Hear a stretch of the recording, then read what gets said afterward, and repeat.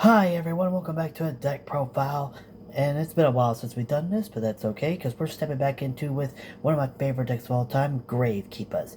It's a good control stun deck that ends up that makes your opponent's graveyard unusable.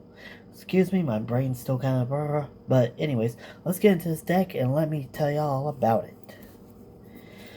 Alright, first you're going to be playing 3 copies of Gravekeeper'S Comment Done. And with this card, you can discard to the graveyard to add a Necro Rally from your deck to hand. This is truly a 3 of in the deck that you need to play. Along with 3 copies of Gravekeeper'S Recruiter. If this card you control is sent to the graveyard, add 1 Gravekeeper from your deck to your hand with 1500 or less defense. Then we're playing 3 copies of Gravekeeper'S Supernaturalist. This is a polymerization for the deck. As long as you control Necro Valley, you can send this card and any other Gravekeeper cards on the field in your hand to fusion summon 1 Gravekeeper fusion monster from your extra deck. Then we're playing 2 copies of Gravekeeper'S Spy, the OG searcher of this deck, that when it is flipped face up, special summon a Gravekeeper monster from your deck with 1500 or less attack. Then we have 2 copies of Gravekeeper'S Nobleman. If this card is destroyed by battle by an opponent's monster, you can special summon 1 Gravekeeper monster from your deck and face down defense position.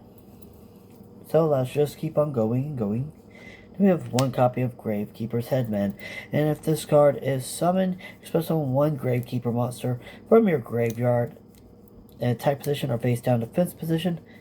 It's got to be a level 4 Gravekeeper. Let me be clear on that. Level 4.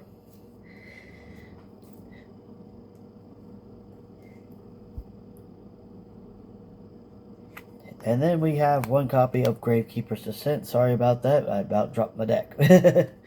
Gravekeeper'S Descent. Tribute a Gravekeeper to pop a card on the field. That's what it does. Then we play in 1 copy of Gravekeeper'S Visory. You contribute 1 Gravekeeper if needed to summon him. And he gains 200 attack for each Gravekeeper in your graveyard. Also, if this card will be destroyed, send a Gravekeeper from your hand to the graveyard. That is it for the monster part of this deck. Let's get into the spell part. Playing 3 copies of Necro Valley. This is a must of 3 in the deck. This is the heart and soul of the deck. Without Necro Valley, the deck does not work at all. You will have an extremely uphill battle if you don't have a copy of Necro Valley. This card gives your Gravekeepers 500 attack and defense, but also keeps cards from moving. Keeps cards from moving cards out of the graveyard. Also keeps them from changing the types and attributes in the graveyard. It's just a great card overall to keep that graveyard under lock and key. They're playing 3 copies of Necro Valley Throne. Necro Valley Throne is a definite 3 of in this deck, because you can add 1 Gravekeeper from your deck to your hand, or you can do an additional normal summon that turn, whichever one you choose to do. Then we have 3 copies of Royal Tribute. This is also a 3 of the deck, at least in my opinion it should be, because if you have Necro Valley on the field, you can activate this card and send all monster cards from your hand and your opponent's hand to the graveyard. Good to shut off their engine right off the bat, and since Necro Valley is on the field, there's a good chance that they can't move the cards out the graveyard to even use whatever gets sent. Then we have 2 copies of Hidden Temples of Necro Valley. If you have a Gravekeeper card and Necro Valley on the field, basically neither you nor your opponent can special summon monsters except for Gravekeepers, which isn't that big of a deal for your deck, but it's a heck of a deal for their deck, unless somehow you're in a mirror match. Then, well, good luck, have fun. Then we're playing 2 copies of Gravekeeper Still. This card just allows you to add 2 Gravekeeper monsters from your graveyard to your hand, ignoring Necro Valley. Then finally for the spells, we have 1 Call by the Grave, we have 1 Triple Tactics, and we have 1 Terraforming.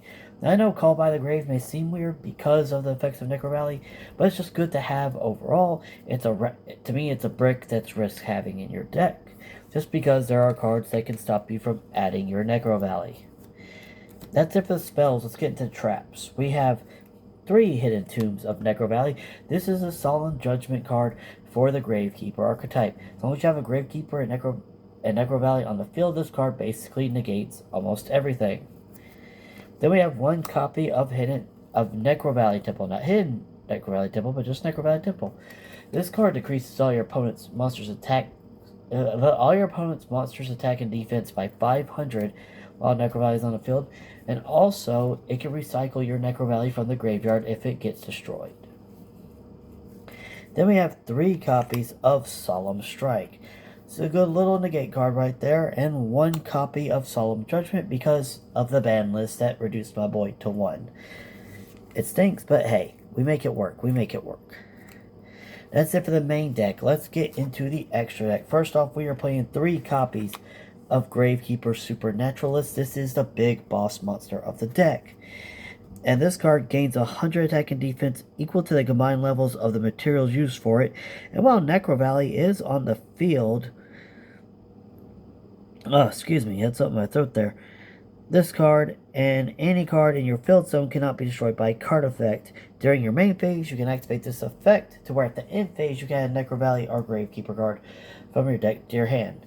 It's kind of a weird effect. I don't know why it could have just been added right off the bat, but Konami, they make weird things. Then we have 1 copy of 1 copy of Thousand Eyes Restrict, 1 copy of Last Warrior from Another Planet. These cards will make sense once you see the extra deck that side deck that we have. 2 copies of Muddy Dragon, 1 copy of Pirate Planet Dragontail, and 1 copy of the Big Pirate Planet. Actually, 2 copies. My bad. 2.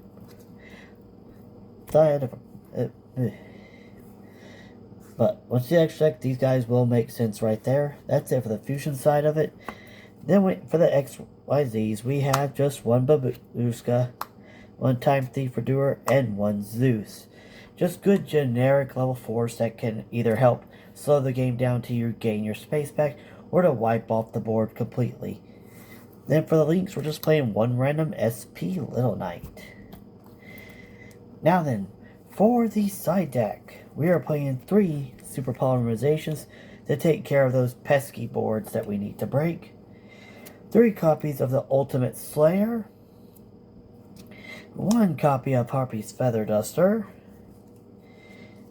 And I'm about to drop these cards again, dear lord. 2 copies of Regeki. And that's all the spells in the side deck. As for the traps, we have 2 copies of Wakened Dragons, which is the main reason why you saw Last Warrior and Thousand Eyes Restrict. Just be funny to set up, especially if you know you're going second and your opponent already is planning to side in to take care of your back row. This little card be a funny little surprise to hit them with. They were also playing 3 copies of Evenly Match, and they're a good board breaker, and 1 copy of Anti-Spell Fragrance. Just a little thing to also keep them from messing with your back row and your field spell. Well guys, that's going to be it for the Gravekeeper deck profile today. I hope y'all enjoyed it, and if you did, leave a like and comment down below. Let me know what you think of it. As I said, this isn't possibly the best Gravekeeper deck, but this is the one that I most enjoy playing at the moment until I find new cards to add in, which happens all the time. And when that does, I will let y'all know. Thank you guys. Catch you on the next one. Peace!